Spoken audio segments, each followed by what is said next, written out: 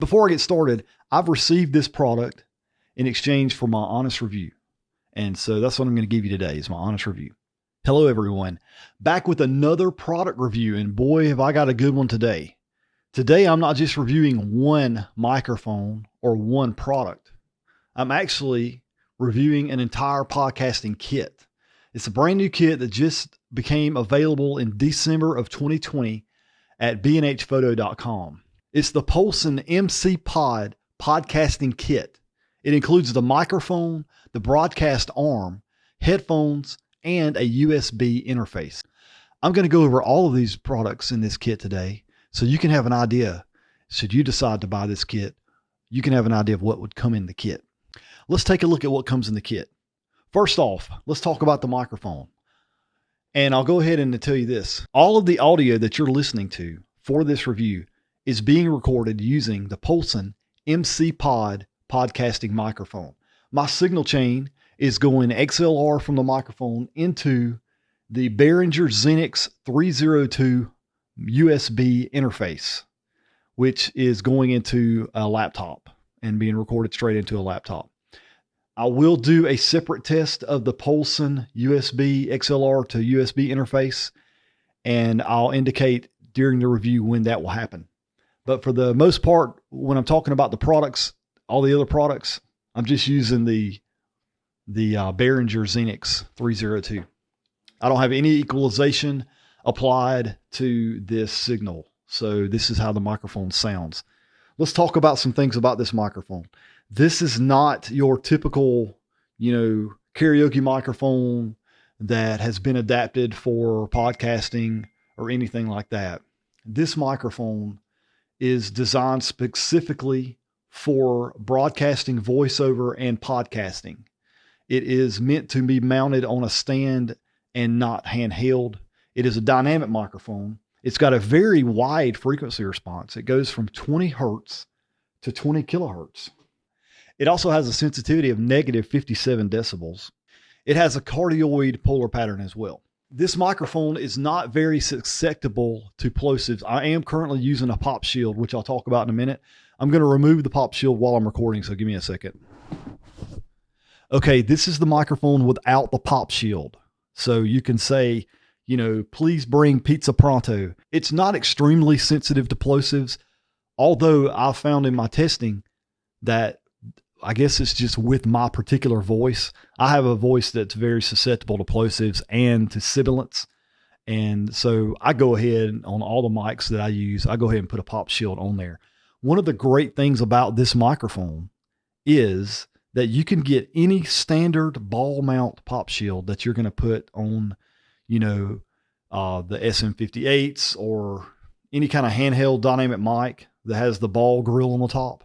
The foam pop shield that fits those mics will also fit the MC Pod mic perfectly. Okay, so now that I've got the pop shield back on, we can continue the review. The color is a matte black finish. It also looks very good on camera. It doesn't reflect light. So I know there's other companies that make what we call podcasting mics specifically for podcasting that have a similar form factor, but some of them come in different colors like silver or white or something. And they kind of stand out too much on camera for my taste. I like a flat black microphone or a satin colored black microphone. It also has the Polsen badge on there. It has a very classic look to it. So doesn't look like something that's from outer space. It just looks like it's supposed to be a microphone. You can actually order this mic by itself, or you can get this kit. I'm going to put a link in the description to the B&H Photo site. Okay, let's move on and talk about the broadcast arm itself. Now, I have had inexpensive broadcast arms in the past. If you have a lightweight mic, you don't have to invest a huge amount of money in one of these arms. This particular arm will hold 3.5 pounds, and it also has an integrated XLR cable. That's very important because the last time I used one of these arms, I did not have an integrated XLR cable, so I was having to use those cable ties to secure the cable along the side of the arm as cable management, so you don't have cable hanging everywhere. Well, that's great, but when you move the arm, sometimes the cable doesn't want to move as easily, and it causes unnecessary tension in the microphone and in the cable, and it may actually move your microphone out of place and that kind of thing. So it's very good to have this built-in XLR cable. Plus, you don't have to buy an XLR cable; it already comes with the arm. So that's one less thing you have to worry about. If you want to permanently mount the broadcast arm to a desk or a table, it's got it's got hardware included to mount a base with screws to wherever you want to mount it.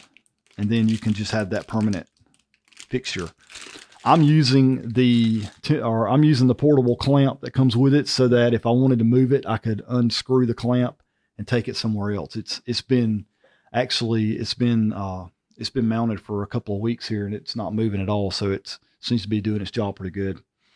Overall, I really like this broadcast arm. I would recommend this over your alternatives out there, your cheap $15 deals out there, because it's got the built-in cable and it also has multiple ways to mount it. It also is very quiet. I'm going to move it around.